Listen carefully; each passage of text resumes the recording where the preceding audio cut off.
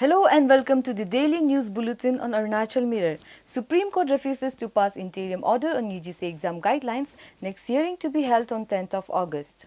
The Non-Autonomous Region Demand Committee, which has called for early creation consisting Tawang and West Kameng districts, has reportedly come up with an 11-point resolution which also includes a call for boycotting the panchayat elections in the two districts if no headway is made by the state.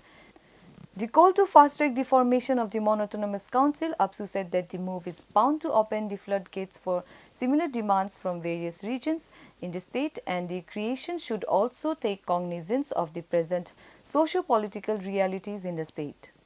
The All India Federation of University and College Teachers Organizations has opposed the new education policy, stating it is not the reflection of collective consensus of the nation, nor does it exhibit the democratic views of all stakeholders.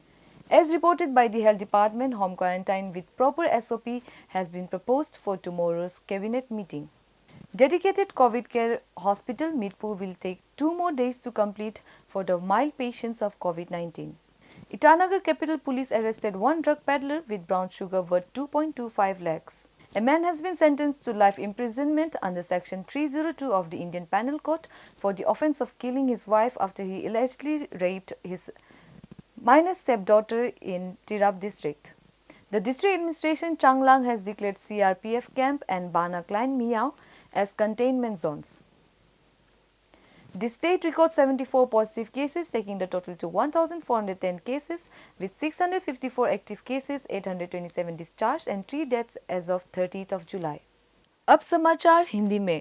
UGC exam guidelines के ऊपर supreme court में अगला hearing अब 10 अगस्त को होगा।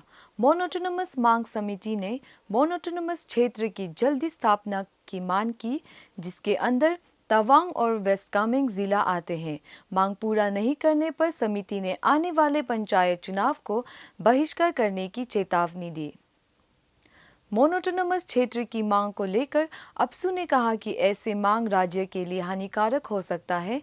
ऐसे मांग को गठन करने से पहले वर्तमान में राज्य के सामाजिक राजनीतिक की स्थिति को भी ध्यान में रखना जरूरी है। विश्वविद्यालय और कॉलेज अध्यापकों के संगठन के सभी भारतीय संघ ने केंद्र सरकार के द्वारा बनाए गए नई शिक्षा नियम का विरोध किया, ये कहते हुए कि नया शिक्षा नियम देश की कई वर्गों के विचारधारा को नहीं दर्शाते हैं और कहा कि यांत्रिक दिशा को भी नहीं दर्शाते हैं। स्वास्थ्य विभाग ने कल के कैबिनेट मीटिंग में होम क्वारंटाइन के लिए सुझाव प्रस्तावित किया। समर्पित कोविड केयर अस्पताल मितपू अब 2 दिन बाद शुरू हो जाएंगे। ईटानगर पुलिस ने कल एक ड्रग पेडलर को ब्राउन शुगर के साथ पकड़ा, जिसका कीमत 2 लाख होंगे।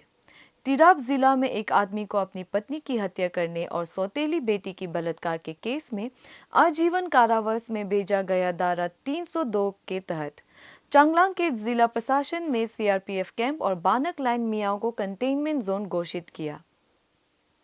अरुणाचल में कल 74 पॉजिटिव केसेस पाए गए हैं। अब राज्य के कुल केसेस 1410 हो चुके हैं, जिसमें 654 एक्टिव केसेस, 827 डिस्चार्ज थे और 3 के मौत हुए हैं। आज के लिए बस इतना ही। बने रहिए अरुणाचल मिरर के साथ। धन्यवाद।